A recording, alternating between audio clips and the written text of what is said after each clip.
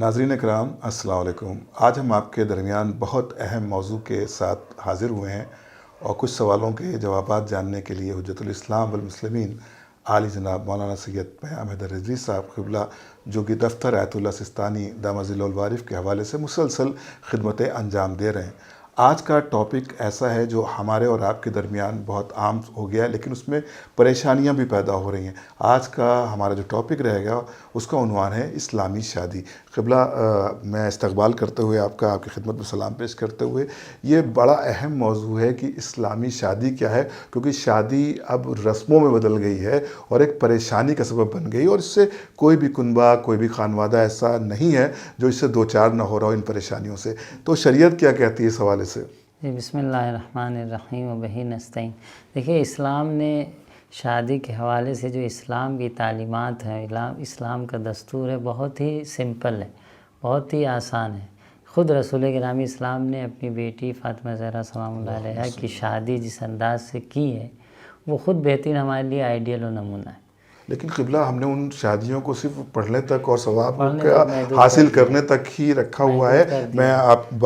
شادی کے سلسلے کی شروعات سے بات کرتا ہوں کہ ایک لڑکی اور لڑکے کا جب رشتہ ہوتا ہے تو پہلا ایک سلسلہ ہوتا ہے کہ لڑکی والوں کے گھر ایک بڑا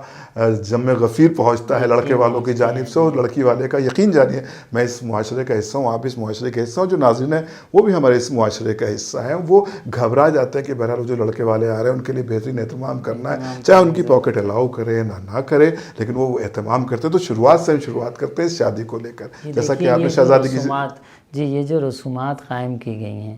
کہ بے شک جانا آنا اسلام میں پسندیدہ ہے، لیکن یہ کہ ہم اتنے لوگ کو لے کے آئیں گے، 20 لوگ کو لے کے آئیں گے اور ہماری توقع ہے، اور اس میں ایک خاص جملہ یہ کہا جاتا ہے کہ بھائی ہمیں چاہیے کچھ نہیں لیکن ہمارے جو مہمان ہیں وہ خوشحال ہوں۔ تو کیا مہمان کو خوشحال کرنے کے لیے سامنے والا بیچارہ اپنے کو ہلاک کر دے، اپنی قربانی دے دے؟ ہاں، یہ آپ کی کون سی توقع ہے کہ آپ کے مہمان خوشحال ہیں؟ تھوڑا آپ اپنے مہمانوں کو بھی صبر عطا کریے۔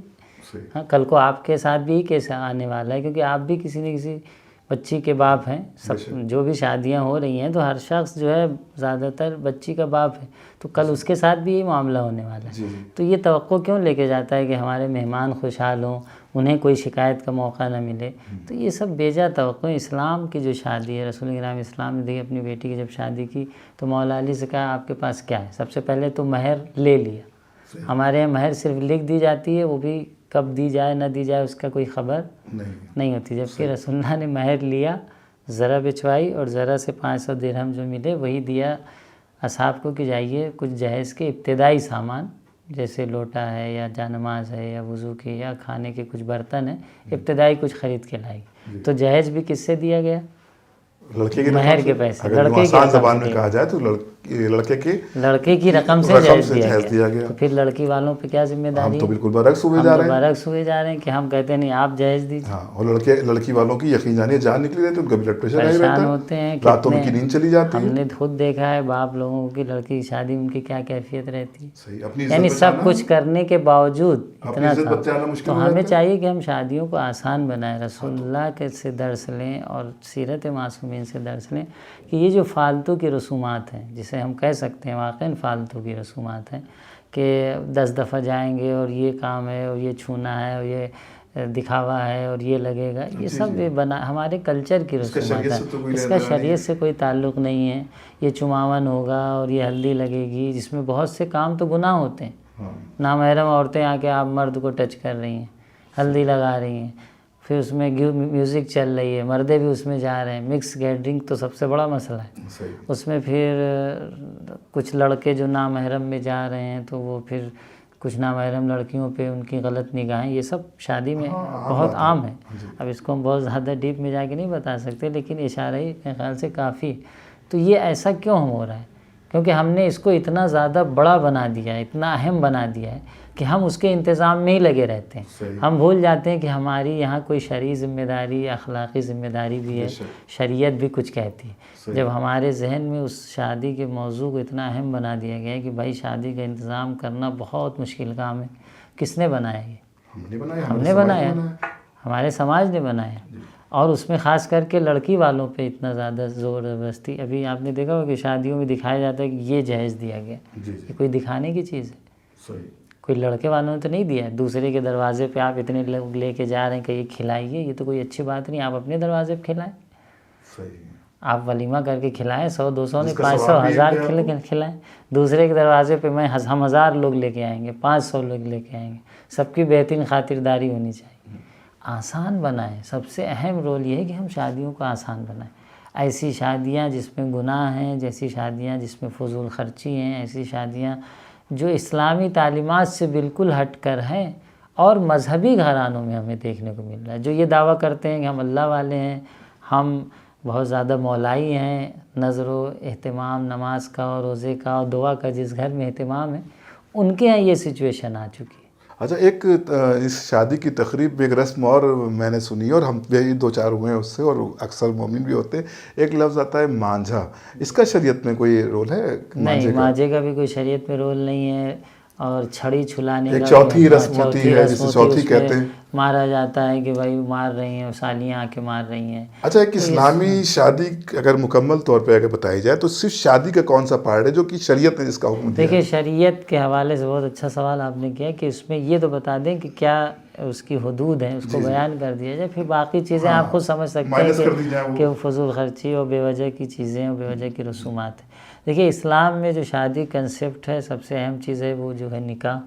کہ نکاح جو ہوتا ہے تاکہ ان دونوں میں آپس میں محرمیت حاصل ہو اور آج کے بعد یہ شراکت کی زندگی گزاریں گے، تو سب سے اہم مسئلہ ہے نکاح کا۔ اس کے بعد نکاح سے پہلے خطبے پڑھے جاتے ہیں،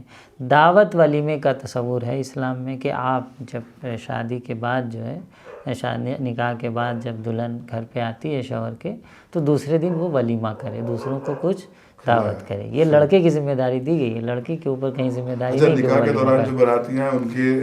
ضیافت کا اہتمام کرنا کوئی ضروری نہیں ہے، کوئی ضروری نہیں، لڑکی والوں کو ان کا اخلاق ہے، وہ تو اخلاق ہے، اور وہ آ رہے ہیں تو آپ مہمان لے کے تو ان کے دروازے پہ وہ اچھی بات ہے، لیکن کوئی شرعی ذمہ داری ان پر عائد نہیں ہوتی کہ نہیں آپ کو کھلانا ہی پڑے گا اور یہ ڈشیں کھلانا پڑیں گی، اتنا اہتمام کوئی کرنا ذمہ پڑے گا، داری عائد نہیں اتنا ڈیکورم ہوتی، مینٹین اور کرنا پڑے گا، اتنے زیادہ لوگوں کو لے کے جانا بھی مناسب نہیں ہے۔ سب سے پہلی چیز یہ کہ زیادہ تعداد میں لے کے جانے کا سلسلہ ختم ہونا چاہیے، آپ کو جو کرنا ہے آپ اپنے دروازے پہ کریے، لڑکے والے اپنے گھر پہ کریں، انہیں کھلائیں، بہترین انتظام کریں، ان کے لیے ساری فیسلٹی، لڑکی والوں سے کیوں مطالبہ ہے آپ کا؟ تو آپ اتنے زیادہ لوگ لے کے وہاں جاتے ہیں، اور پھر وہ آپ نے جو رسمیں بتائیں، مانجھا لگانا اس کے الگ خرچے، پھر وہ چھڑی چھلانا اس کے الگ رسومات، کتنے تو بہت سے کام ناجائز شرعاً جو شریعت اجازت نہیں دیتی، محرم نامحرم اور بہت سے مسائل۔ ایک چیز اور شریعت نے، کیونکہ خوشی کا موقع ہے اور شادی میں وہ اجازت دی کہ خواتین آپس میں جو کچھ گیت وغیرہ ہوتی ہیں بغیر ڈھول تاشے کے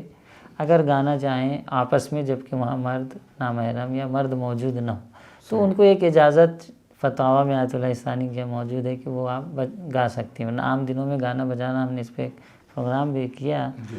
تو جائز نہیں ہے، لیکن یہ اجازت خواتین کو دی جاتی ہے کہ وہ آپس میں خوشی کا موقع ہے، تھوڑی بہت گیت یا جو نغمے جو بھی چیزیں آتی ہیں اس کو اپنا انداز میں بیان کریں، کہ ڈھول تاشے اور اس میں ہارمونیم وہ یہ سب چیزیں، فوٹو شاپ جو چل رہا ہے آج کل تو فوٹو شاپ میں اچھے خاصے پیسے لگ جاتے ہیں، اور بعد میں وہ کہاں گیا، کون دیکھ رہا ہے، کچھ نہیں، یعنی بے وجہ خرچے ایڈ کرتے جا رہے ہیں، پبلک جو ہے بے وجہ کے خرچے اس میں اضافہ کرتی جا رہی ہے، جبکہ شریعت میں اس کا کوئی رول نہیں ہے۔ تو بہت سی رسومات کو ہم چھوڑ سکتے ہیں اور شریعت میں اس کی کوئی پابندی نہیں ہے۔ شریعت میں 2-3 چیز ہے، ایک یہ کہ نکاح کرنا، ایک یہ کہ ولیمہ کرنا، اور جہیز بھی لڑکی والا کس سے دے گا؟ لڑکے کے مہر سے۔ مہر 14,000 لکھنا نہیں، اگر کوشش کریں کہ اچھا مہر کی مقدار بھی بتا دیں، بات آئی تو عرض کرتے چلیں کہ مہر کی مقدار آیت اللہ ثانی کے فتوے کے مطابق 1.25 کلو چاندی ہے، 500 درہم تقریباً 1.25 کلو چاندی ہوتا ہے۔ 1.25 کلو چاندی آج تقریباً 80-90 ہزار کے آس پاس، 1 لاکھ کے آس پاس جو بھی اس کا ریٹ چل رہا ہے، لیکن ہم نے ایک اسی کا نکال کے پیسہ 14,000 شاید 20 سال 25 سال پہلے طے کر لیا، اب وہی 14,000 چلتا ہوا چلا ہے، تو اس کو ہم لے جائیں 500 درہم جو اس کی مقدار ہے، تاکہ کم از کم، اور وہ بھی دیں تاکہ لڑکی والوں کا تھوڑا بوجھ ہلکا ہو کہ بھائی ہم مہر دے رہے ہیں اور آپ کچھ انتظام اس کے ذریعے سے کریں۔ تو فضول کی جو رسومات ہیں، فضول کی جو رسمیں ہیں اور بہت سے جو چلی آ رہی ہیں خاندان سے، اور ہر قبیلے میں آپ کو، ہر گروہ میں آپ کو دیکھنے کو ملے گا، تو انہیں ہمیں چاہیے کہ دور کریں اور وہ شادی کریں جو اسلام ہم سے چاہتا ہے۔ ایک سوال قبلہ یہاں پر اور کریں گے، کیونکہ یہ شادی کا موضوع چل رہا ہے، یہ جو لڑکیاں یا لڑکے آپس میں منتخب کر لیتے ہیں، جسے ہم لو میرج یا ارینج میرج کا نام دیتے ہیں آسان زبان میں، اس کا شریعت میں ہاں یہ اسلام میں پسندیدہ نہیں ہے، اس لیے پسندیدہ نہیں ہے کہ والدین جو سرپرست ہوتے ہیں ان کو ایک اپنی زندگی کا تجربہ ہوتا ہے، کم از کم ان بچوں سے 20 سال 25 سال عمر ان کی زیادہ ہوتی ہے، انہوں نے خود ایک اشتراکی زندگی گزاری ہے، ایک صحیح فرد کا انتخاب کیسے ہونا چاہیے وہ بہتر نظریہ رکھتے ہیں۔ اس لیے ہم بچوں سے یہی صلاح دیں گے کہ کبھی بھی اپنی شادی کے مسئلے میں اپنے اوپر پوری طور پر ڈیپینڈ نہ ہو کہ بھائی ہم ہی جو کہیں گے وہی ہوگا، نہیں، حتماً والدین سے صلاح و مشورہ لیں، ان کے انتخاب کا احترام کریں۔ ہاں خود بھی دیکھیں کہ اگر والدین اس اعتبار سے نہیں جا رہے ہیں جہاں آپ کو اگر اسلامی فکر آپ کی ہے تو اس میں آپ انہیں رائے مشورہ ضرور دیں، لیکن یہ کہ ہم نے انتخاب کر لیا اور ہم خود ہی کر لیں گے اور آپ سے کوئی اس میں انوالویشن نہیں ہے اور ہماری اپنی زندگی ہے، ایسی شادیاں چل نہیں پاتی۔ 90% ایسی شادیاں بعد میں آپس میں مشکلات کا شکار ہوتے ہیں، یا خدا نخواستہ طلاق وغیرہ کی نوبت آ جاتی ہے۔ کیونکہ ہم نے جو تجربے کار ہیں، جو ذمہ دار ہیں، ان کی بات کو نہیں مانا ہے۔ تو ہمیں چاہیے کہ والدین کا احترام باقی رکھیں اور جس طرح سے وہ انتخاب کر رہے ہیں ان کا احترام کریں، ان کی بات کو مانیں، ہمارے لیے یقیناً فائدہ مند ثابت ہوگا۔ جزاک اللہ۔ سامعین، دیکھا آپ نے کس طرح سے قبلہ نے وضاحت فرمائی، اور یہ بہت اہم موضوع تھا جس کو ہم لوگوں نے یہاں پر ڈسکس کیا۔ ڈسکس کرنے کا سبب صرف یہی تھا کہ جو معاشرے میں ہمارے پریشانی شادی کو لے کر پیدا ہو رہی، شاید اس ایپیسوڈ کے ذریعے کوئی ایک لڑکا یا لڑکی یا ان کے اہل خانہ اس سے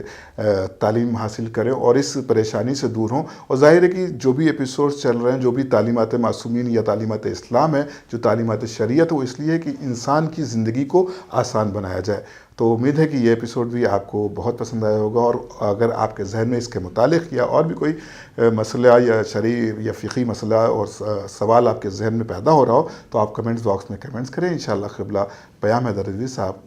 آپ کے سوالوں کا جلد سے جلد جواب آپ کی خدمت میں پیش کریں گے۔ خدا حافظ، والسلام۔